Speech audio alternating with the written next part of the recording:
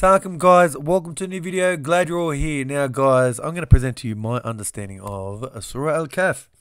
I'm going to show that all three stories within Surah Al-Kahf, the Ashabl Kahf or the people of the cave, the servant on the boat, and Dhul Qarnayn are part of one big narration, and they're not three different, unique and unrelated stories.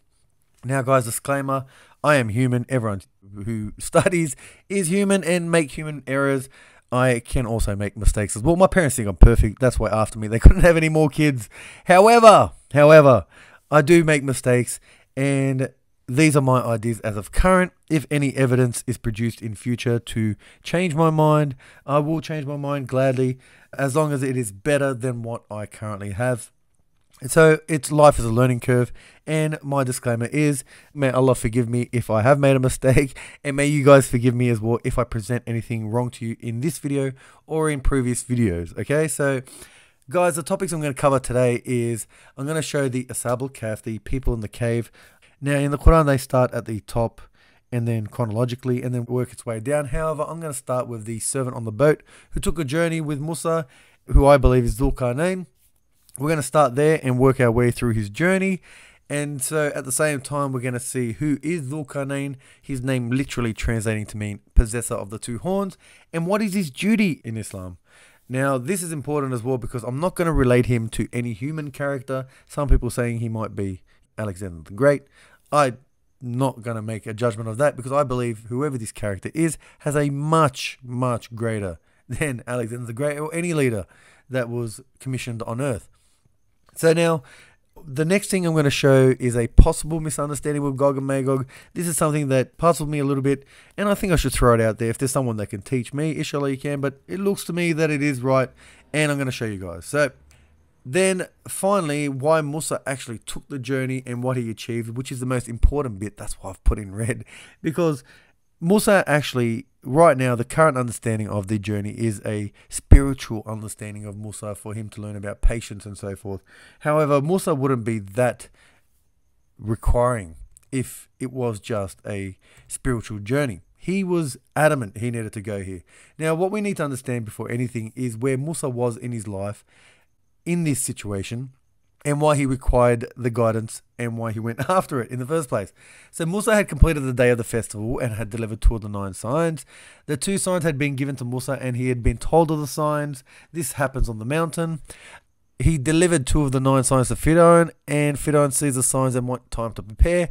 Now this is the first time Firaun actually sees it, not the last time it happens, because Firaun actually sees it. Most people don't realize it happens twice, but Firaun sees it here. Then Musa chooses the day of the festival. Firaun prepares. The day arrives. The people of the town dispute with each other about the affair.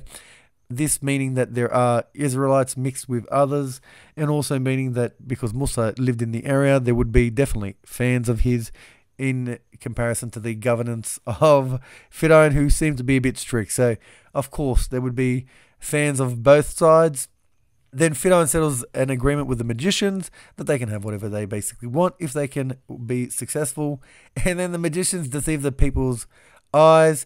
Now this magic, guys, deception of the eyes. In the Quran, magic is a deception of the eyes, which means the physical laws are not changed. It means the audience are not revealed what is being changed. So it looks like to you that the physical or governing laws are being changed. However, it's nothing more than it's been hidden from the audience. So deception of the eyes, guys, basically means like a rabbit out of a hat. It means that you know that behind it is a trick.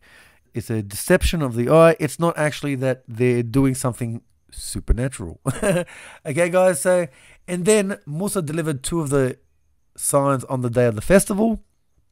This is where everyone got to witness it. And because they were disputing as well before, and now that he's actually delivered it, now people have been put to shame. The Egyptians have been put to shame who were disputing, saying, you know, our magicians will win. And so after the day of the festival, Firaun and his chiefs made life more difficult for the Israelites in these ayats. So it became harder for him. Even though Musa came to make it easier for him, it actually became harder for him. And then the response of Musa is he asked them to turn to Allah. Now the reason Musa responds like this is because he doesn't know what the other remaining signs are.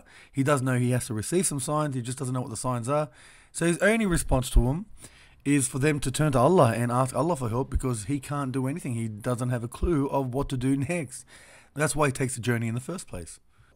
Okay, so now the next place I want to show you guys is what the Israelites were actually saying to Musa. In 7:129, the Israelites said, "We were being harmed before you come to us, and since you have come to us." He said, being Musa, in response, "Perhaps your Lord will destroy your enemy and make you successors in the land, so he sees how you work." Now guys, this here, what Musa responded, has actually come to pass. The Israelites are actually now in charge of where their enemies have been successfully defeated, and now they're in charge of their holy land. So this has actually, it was told by Musa, foretold by Musa, but it has come to pass. However, that's not what I'm concentrating on right now. May Allah give strength to anyone who's in any violent situations, or anyone who's suffering with anything. They said, the Israelites, this is what I want to concentrate on: "We were being harmed before you came to us, and since you have come to us." So they do see that they're being harmed, and Musa has no way out. He has no idea of what to do. So then Musa decides to go on a journey. 1860 to 63, and Musa said to his youth, "I will not stop until I reach the junction of the two seas, or I spend a lifetime trying." But when they reached the junction that was in between, they forgot their fish, and it was able to make its way back to the sea in a stream. And when they passed further on, he said to his youth, he being Musa, saying to his youth, "Bring us our lunch. We have found much fatigue in this journey of ours." He said, being the youth, responding to Musa, "Do you remember when we rested upon the rock? I forgot the fish, and it was the devil who made me forget to remember it. It made its way back to the sea amazingly." Now guys, we know that Musa really needs to go, because he has no idea of how to get out of this situation with what he's actually made worse for the Israelites. They're making it better. We can actually find this position geographically, and what I mean is, it says the junction of the two seas. Now we know that, and if I'll go to Google Earth and zoom in here, oops, that's Iraq.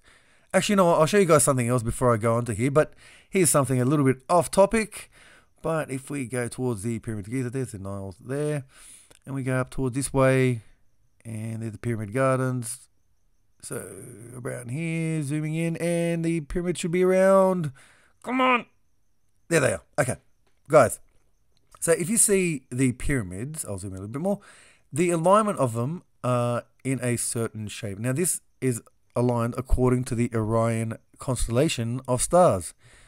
So what I actually did was, I thought to myself, why not, if we actually get this and put a constellation map on top, what would actually happen?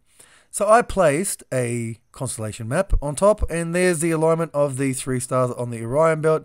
Here is the Betelgeuse, or the Betelgeuse, which has actually exploded, and they're thinking in the next 150,000 years, its light should disappear. It has actually disappeared. We're just waiting for the light to disappear of it. It actually went dim a couple of months back. It's just some cloud coverage, but everyone was worried that it was actually going. But so here it is, and there's the three stars. So these could be possible areas, excavation areas, archaeological discoveries here. And then I thought, you know what, star Sirius, or the dog star mentioned in the Qur'an, is actually what they based most of it on. So I placed the star of Sirius as well, right about here. And then I thought, you know what, I'm going to zoom into Sirius and let's see what's there. And then this one house right there. Does this guy know he's living on the star Sirius? He knows he's living within the vicinity of the pyramids, but does he know he is on the star Sirius? I don't think so. There you go. So go to visit his house. Say hi to him. Say him. Okay, so no, that was a little bit off topic, but I just wanted to see what that was. Maybe his house could be another discovery as well. However, let's identify this position. So let's zoom out here, and the Nile ran across here back in the day. If we zoom out a little bit more and we come across, here is the old shoreline. So we know that the river meets the sea around somewhere around here. And we can see that there's definite flooding of some sort. There was land before that has been flooded of these areas. And if you guys actually look in front of Alexandria, you guys will see something else, which is quite incredible. Around about here. Yep, let's zoom in. And you can see definite shapes in the water. Where, see the line, there's definite right angles and straight shapes. And we can also see right here is a triangle. Okay, so there's definitely shapes. So we know that he must have met him somewhere around this vicinity, because this is where the Nile used to meet the ocean. the Mediterranean meets the Nile. So the two seas meet around here. They did travel a little bit further, so it could be this way or this way, but it's around here somewhere, okay? Now, there's also somewhere else that we can actually identify, or maybe come close to identifying. And I'll give it now as well, now that I've got Google Earth open. But I'll show you guys the tectonic plates first. So I'll draw it out. So here is the tectonic plate. It comes across like this. This is the Arabian plate. And then across here, this is the Anatolian plate across here. And then this one comes across towards Antakya, up through here, Gaziantep, and then Kahramanmaraş, up towards Diyarbakir, and just around about here, it's come straight down. So this now is the Arabian plate. This is the African plate. This is the Anatolian plate, and this is the Aegean plate, which actually comes across here, Anatolian plate. That's their border right across there. But however, so we know that Musa visited Mt Sinai, and we know that a mountain has crumbled somewhere. Now we know that these are the mountain range areas around here and around here. He crossed the ocean to get to wherever he was. So what the current understanding of where he crossed was, he came back down, which was where Ramses and all that were around this area, and this is where the Nile used to flow. He came back down this way and then cut across this way to go to the mountains here, which makes no sense to me whatsoever. I think Musa must have crossed the sea either this way or this way, and it also makes sense. See these tectonic plates? If these plates actually shifted at one stage, if we had an earthquake and water actually sucked into it, it would make land visible from here to travel across this way. So this here does not make any sense that he actually came back down towards when he had actually run away from them. And then why would you go back towards them? Do you get what I'm saying? It makes no sense. So I'm just saying the possibility that he actually went towards Cyprus, because that is a mountain area, maybe even towards Turkey, crossing the ocean that way, rather than crossing, maybe even he crossed this way towards Israel. It could be, but I don't believe he came back this way, which would be Jabal al-Lawz and stuff around here, which some people believe it is. The current understanding of where Mount Sinai is was chosen by a queen back in the past. But that's a bit off subject. But Mount Sinai, what you're looking for, I should say, I totally forgot to tell you guys, but what you're looking for is, mountains are like pegs. So the bottom of a mountain, okay, the root of the mountain is actually as much, and sometimes even 10 times as big as the actual summit that we see above the altitude that we see above ground. So what you're looking for is around this area, somewhere where there's, if you had some sort of device that can measure the rock on the ground, somewhere that would be straight but still has a root, a very deep root, because the mountain disappeared. However, the root would still remain. So if you can find somewhere that has a very deep root with no mountain on top, you found Mount Sinai would be right next to it. Okay, so I thought I should throw that in there, guys. Why not? Why not? While we're identifying places, why not? Okay, so back to the topic, guys. In 1860-61, it says the junction of the two seas, and it also says junction that was in between. This same root word is also used in 1899 in the same surah towards the end, and we will leave some of them on that day to surge over others, and will be blown in the trumpet. Then we will gather them all together. All together being the same root word as here. Musa goes to a place where he meets someone who is at the junction of the two seas meeting, the junction that was in between, and all together. Somewhere, something that is coupling all of them together. What better place to meet the Dhul Qarnayn, the coupling, or his actually Qarnayn, root letters is Qaf Ra Nun. Its definition is join one thing with another or couple. His name means the two-horned one belonging to 2 centuries or 2 generations, master of the 2 states, kingdoms, two-horned one, okay? He is bound together, capable of subduing, mate, comrade, intimate, companion. As you can see, his name, more than anything, what's important is that it is two-horned one. And that's what I'm going to show, inshallah. We understand Dhul Qarnayn as the one who put a war against Gog and Magog from coming and destroying the world. That's looking at it from a negative sense. However, no one seems to notice that the servant on the boat does it from a positive sense. And inshallah, that's what I'm going to show. However, before I do show that, I just want to say quickly that the character of Khidr is never mentioned in the Qur'an and is only in Hadith. And you guys can go check it out in these. Some green character that they've mentioned makes no sense. So let's get on to the first path. And I'm not going to go through what they actually went through. However, I'm just going to concentrate on what the responses was of the character on the boat, the servant on the boat, who I recognize as Dhul Qarnayn. So in 1879, it says, "As for the boat, it belonged to some poor men who worked on the river, and I wish that I should damage it. And there was behind them a king who seized every boat by force." Now, what I'm going to concentrate on firstly is the word boat, okay? I'm going to take you guys on a journey through allegorical meanings of the Quran. And to understand boat or ships or anything in the Quran, you just need to look at ayats like these ones. I'm going to read these out so you guys can understand, inshallah. And 10:22-23, it says, "He is the one who carries you on the land and on the sea. And when you are on the ship and we drive them with a good wind, which they rejoice with, a strong gust comes to them, and the waves come to them from all sides. And they think that they are finished. They implore God with loyalty and devotion to his system. If you save us from this, we will be of the thankful. But when he saved them, behold, they rebel in the earth without the right. O mankind, only your rebellion is against yourselves, the enjoyment of the life of the world. Then to us is your return, and we will inform you of what you used to do." So here you can see that when it's talking about being on a ship, it's talking about a faith of some sort. It's, they forget Allah when it's going good, and then when it gets rough, they implore Allah, Allah saves them, and they forget. And it's very important to see this ayat as well, 29:65, "And when they embark in the ship, they call Allah, being sincere to him in the religion, but when he delivers them to the land, behold, they associate partners with him." So again, the oceans represent the world and the vastness of the world. Ships represent a belief of some sort. Okay, so we know now that the boat means belief, as I showed in those two ayats. There's also other things that we can identify with this, because it has to be something related to Musa, okay? So we can identify the poor men, the river, and the king. Straight away we know the king is Fir'aun.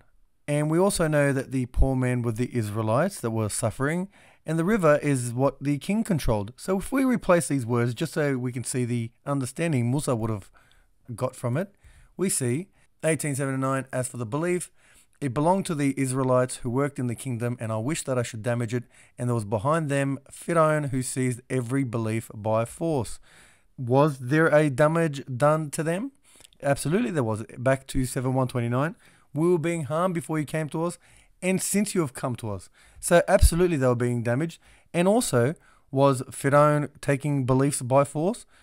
In 7:123, Fir'aun said, "Do you believe in him before I have given you permission? Surely this is a plot which you have secretly devised in this city, that you may turn out of it its people, but you shall know." So we can see clearly Fir'aun does take beliefs by force. So that's the first journey, guys. And now I want to continue on to the second journey. As I showed, basically the first journey is of Musa and his people, the Israelites, suffering and how they were being persecuted. It looks like something has been done bad to them, but in actual fact, it's quite the opposite. It's something good. All right, so inshallah you guys understand that. So it's definitely related to the life of Musa. And now the next journey is, it says 1880-81, "And as for the boy, his parents were believers, and we feared lest he should make disobedience and ingratitude to come upon them. So we desired that their Lord might give them in his place one better than him in purity and nearer to having compassion." So I wanted to concentrate on the word boy before anything. And the reason is, if we can identify the boy, then we can identify what this ayat is talking about, who it's talking about. So we know the boy, his parents were believers, and this boy in future was going to cause disobedience or ingratitude, or had caused disobedience and ingratitude to come upon them, and therefore had to be reprehended and changed into someone better in giving purity and nearer to having compassion. So if we look at the word boy before anything in the Quran, we see it is good news to Ibrahim when he's told of his son, and we see it is Yusuf when he is found in the world. It is always good news. The youth in these 1874, 1880 and 82, the youth and parents were believers. This is this actual character that we're trying to decipher now. However, even though the youth is being removed because of disobedience and ingratitude, it is still good news because the parents were believers. So then we have Yahya as well, who was the good news to Zechariah, and we have Isa, who is good news to Maryam, and then we have the youth provided on that day as helpers for us. So boys in the Quran is always a youth, and it's always, you have this idea where they're going to be good. Okay, so however, this boy is someone who's quite the opposite, or is going to be quite the opposite, and disobedience and ingratitude will come upon them if he is allowed to continue. So it is the end of an era of some sort, and we know that the end of an era was the children of Egypt in this situation. So if we know that the parents are the Abrahamic faith, and we do know the Abrahamic faith because we know that Yusuf migrated to Egypt after he got employment there, and his family moved over as well. If you look at the Egyptian character Imhotep, it is very, very close to the Yusuf story. And actually, I will make a video on that, inshallah, later on down the track.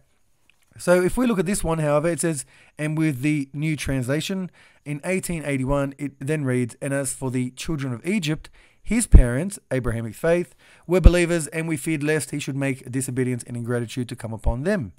So if we relate it back to the story of Musa, and he would understand that as children of Egypt are the ones that need to be removed. And were they removed? Absolutely. In 7:129, perhaps your Lord will destroy your enemy. So I'm always coming back to this ayat, guys. So this is sort of the key, so you guys can understand where I'm coming from in this passage of explaining who Dhul Qarnayn is. So guys, that's basically it for the second path. However, I just want to make you guys aware of something before I continue, because I am going to come back to this and explain inshallah later.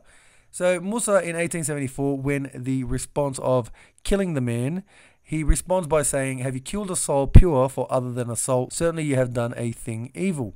In a way, Musa is actually justifying his killing, because when he says in his ayat in 28:15, and if we go down to where it says, struck him with his fist and Musa killed him, he said, being Musa, he said, this is of the deed of a shaitan. Indeed, he is an enemy of one who misleads clearly. So Musa in the other ayat is saying in a way, how can you kill someone without justifying it? My one was in a way justified.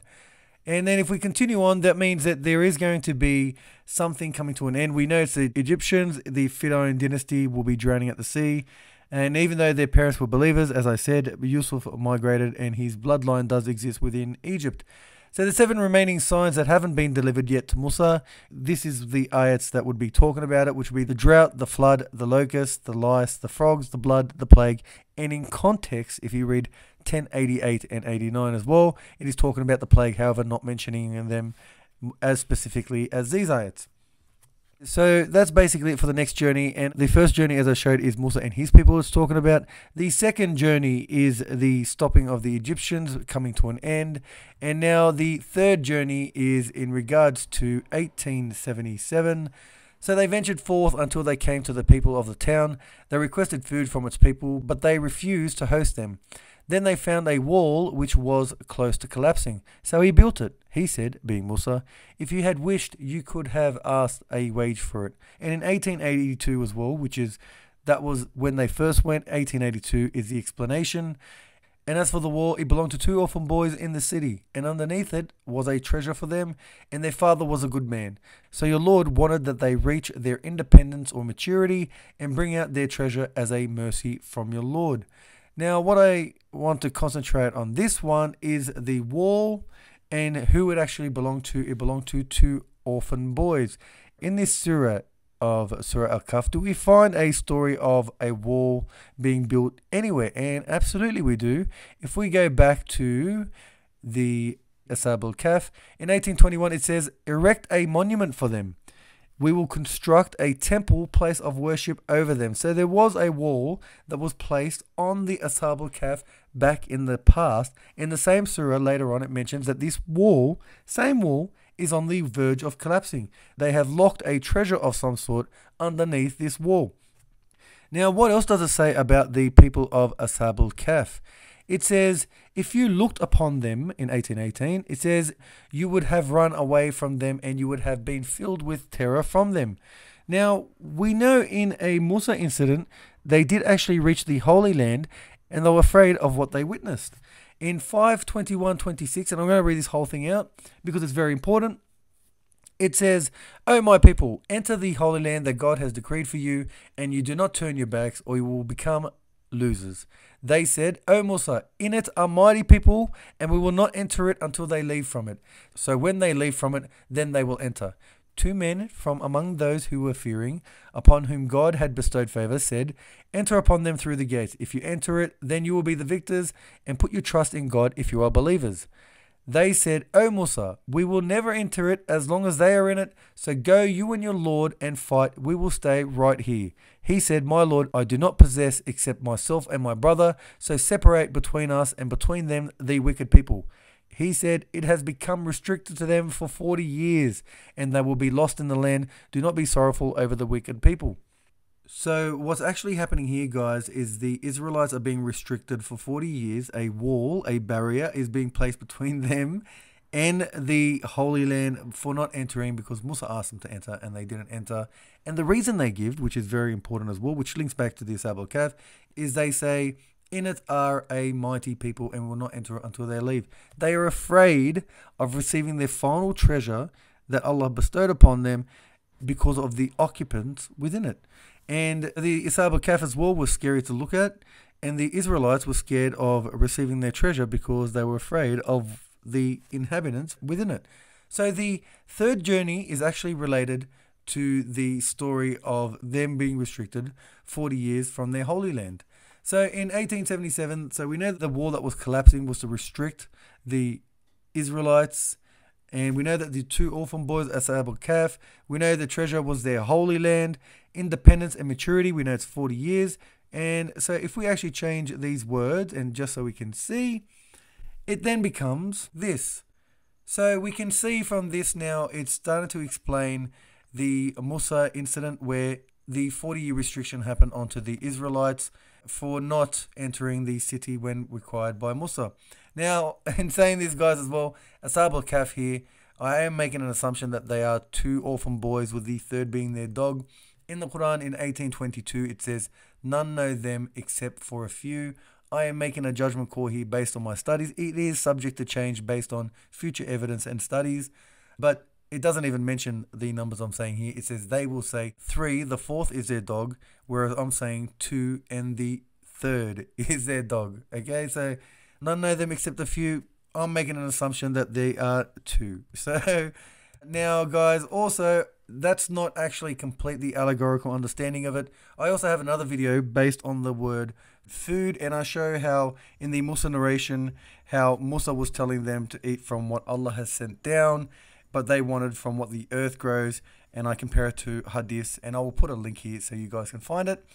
However, for those who haven't watched the other video, I'll quickly give an understanding of food and allegorical understanding so you can understand the translation that I'm going to place here. So to continue, in 2080, it says, "We sent down to you manna and quail." 2081, "Eat from the good things that we have provided for you, and do not transgress in this, else my wrath will be upon you." This is to the Israelites, what they were sent down, and as I show in my video, if you click on that link, you'll see that it's in regards to what they didn't want. They wanted other flavors. However, what I'm going to show isn't that. It's actually more concentrating on the sent down. So in 2:4, these are two examples from Baqarah. In 2:4, it says, "And who believe in that which has been sent down to you, and that which was sent down before you, and they are sure of the hereafter." So sent down here is revelation, and quickly as well, "The one who has made the earth a resting place and the sky a shelter, and he sent down from the sky water, with which he brought out fruits as a gift to you," which is in 2:22. So water again is something good being sent down, and we know here that these people were sent down, the Israelites were sent down something good. So my translation of the word food here is actually they asked for Allah's help. So now when we read it, we actually get a complete understanding of what's happening. So in 1877, now the complete reading of it reads, may Allah forgive me, by the way, I'm not changing the Quran. I'm just putting these words in to give you guys an understanding of what Musa would have contemplated from it. Astaghfirullah, may Allah forgive me, I'm not changing the Quran, okay? So whoever thinks that, please forgive me. I'm actually just putting it in there so we understand what Musa may have thought from it or may have learnt from it, okay?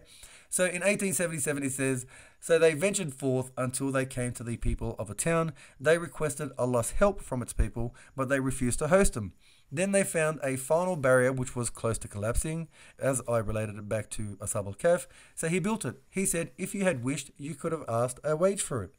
And then in 1882, and as for the final barrier, it belonged to the Ashabl Kahf in the city, and underneath it was a holy land for them, and their father, the Abrahamic faith, was a good man, so your Lord wanted that they reach their 40-year waiting period and bring out their holy land as a mercy from your Lord.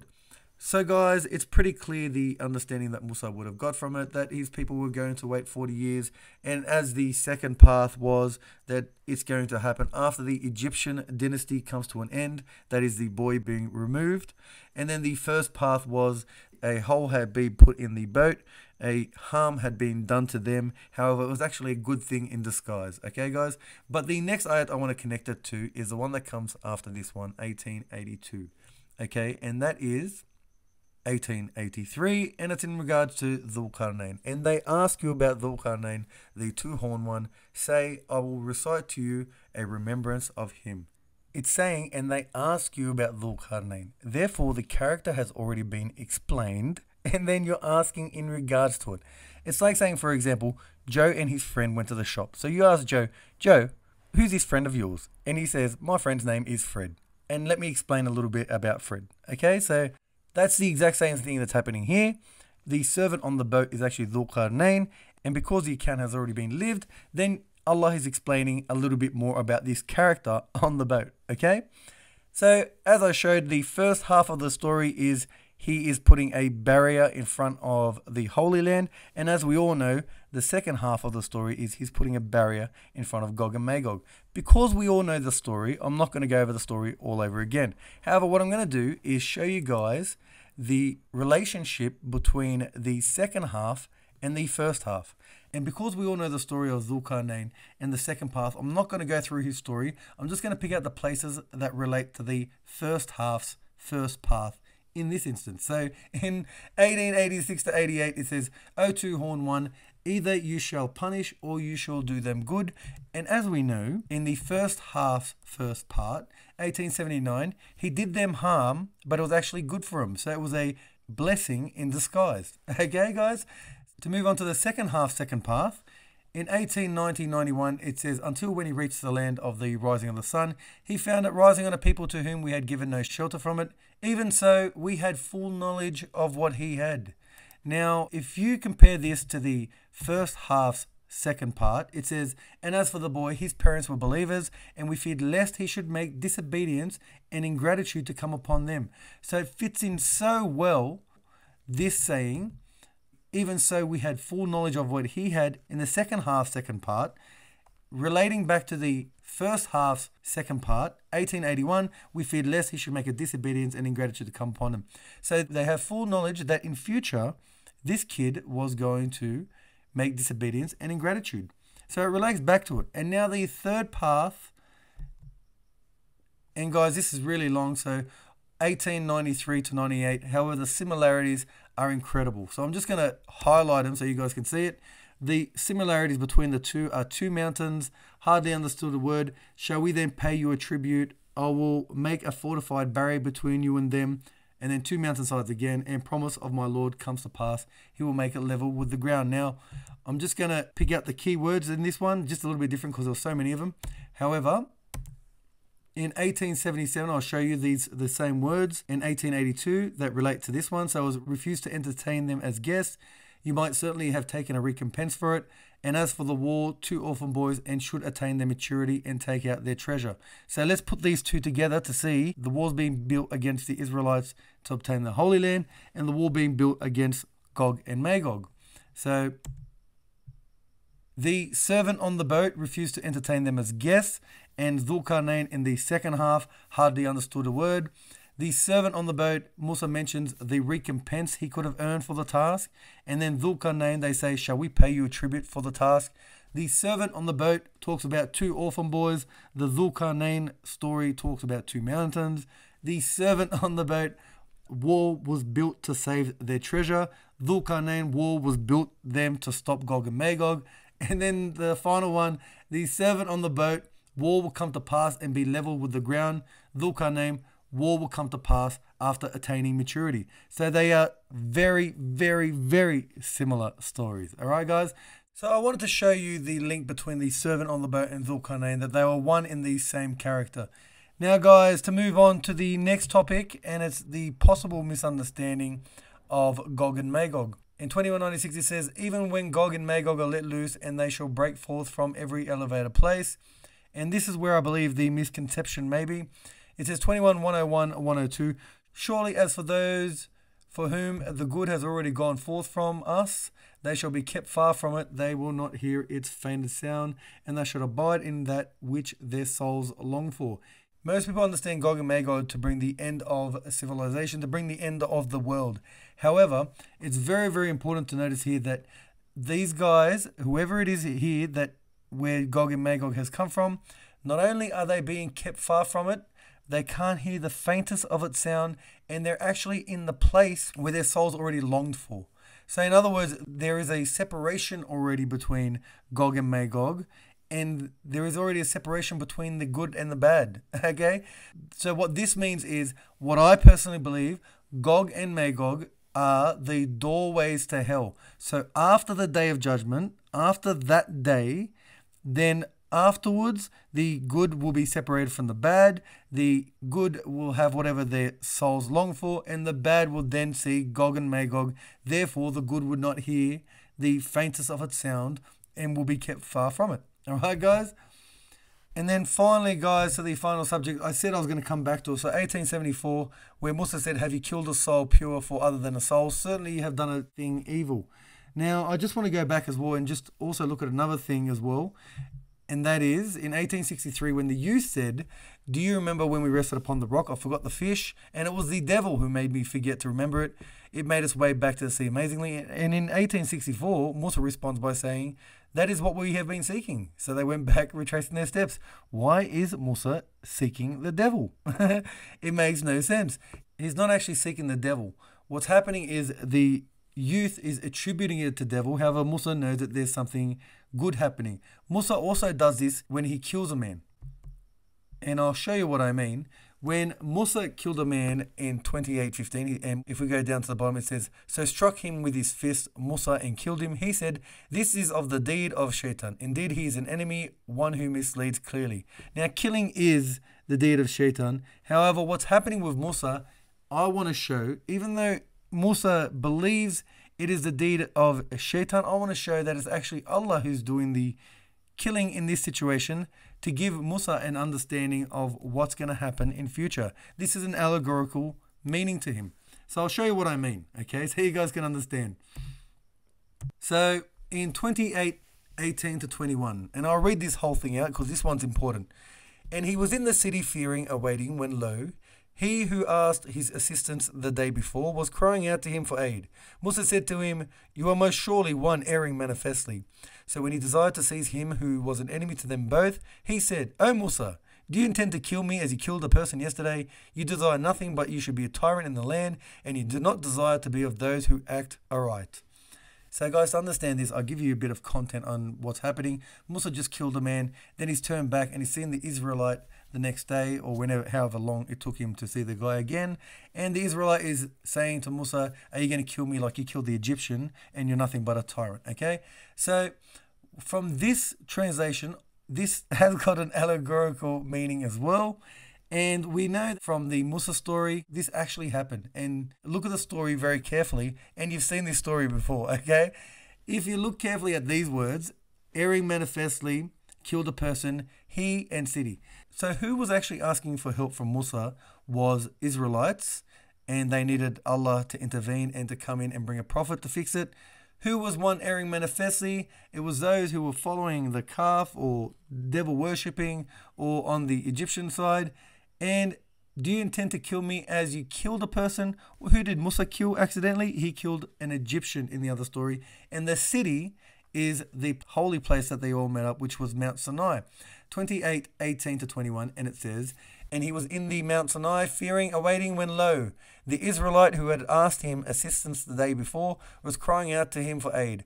Musa said to him, You are most surely one following the calf. So when he desired to seize him, who was an enemy to them both, he said, O Musa, do you intend to kill me as you killed the Egyptians yesterday? You desire nothing but that you should be a tyrant in the land, and you do not desire to be of those who act aright. So as we can see clearly here now, it's explaining the calf story, because that's exactly what happened. Musa killed the Egyptians, and then when he came down from the mountain, he was extremely angry, enough to actually pull his brother from his beard, a type of physical abuse. However, Musa had made a vow never to kill again. And instead, when he comes down from the mountain, instead of killing again this time, or wanting them to actually have a physical death, he says something different now. And he's learnt from the mistakes of killing. He says in 2:54, and when Musa said to his people, O my people, you have most surely been unjust to yourselves for taking the calf for a god. Therefore turn to your Creator penitently. So kill your nafs. That is best for you with your Creator. So he turned to you mercifully, for surely he is the oft returning to mercy, the merciful. So guys, if Musa had not actually killed a man the first time, we can see he does have a bit of a temper problem. If Musa did not actually kill the man the first time, maybe he never would have learned his lesson. He does have a temper problem. We can see from the physical abuse that he pulled his brother's beard, and also from actually striking a man to defend someone else. So he does speak sometimes from his anger. However, when it came to 2:54 and the calf incident, instead of actually killing them or wanting them actually dead or physically abusing them, he instead chooses the words to say, kill your nafs. Okay, so kill your inner egos. Okay, guys? So that's basically it, guys. That's all of Al-Kahf. I do apologize for how long this took. I'll give you guys a quick summary, and I'll explain finally my final encapsulating idea of who Dhul Qarnayn is. I left it to the end, to the summary. I do apologize, but I thought it was worthy of showing it at the end. So the things we went through was Musa went to where the seas meet and met Dhul Qarnayn. On the journey, Dhul Qarnayn explained to Musa the present, past, and future of his people and the people of Fir'aun. And then Dhul Qarnayn, with the help of Musa, placed a barrier between Musa's people and the Holy Land. So he fixed the wall on top of the treasures of the Ashabl Kahf. Then the second part of the narration is the barrier Dhul Qarnayn placed in front of the cursed Gog and Magog. And guys, this is what I actually think Dhul Qarnayn is. Dhul Qarnayn is the possessor of the two horns that will open the doors to heaven and hell, the one who will blow the trumpet. And Israfil in Hadith is presumed to be the angel who blows the horn, but he is never mentioned in the Qur'an, not once. And with the provided evidence, we can deduce Dhul Qarnayn, as literal as his name translates and suggests, is actually the one who's selected to blow the horns and open the gateway for both heaven and hell after the day of judgment. So once the day comes, the Qiyamah will happen and everything, people will be judged. After judged, a separation occurs. Once the separation occurs, then the successful will not hear the faintest sound of it or see it. They will be kept far from it and have what their souls are abiding for, whereas they see Gog and Magog coming from every elevated place because the doors of hell have been opened from Dhul Qarnayn. So guys, that's basically it, and I thank you so much for listening and for your patience as well. I do apologize for the length of this, but as you know, it is a full surah that I went through. So inshallah you guys liked it, and let me know if I've got anything wrong or if you think I got it all right. Thank you so much for your time, guys.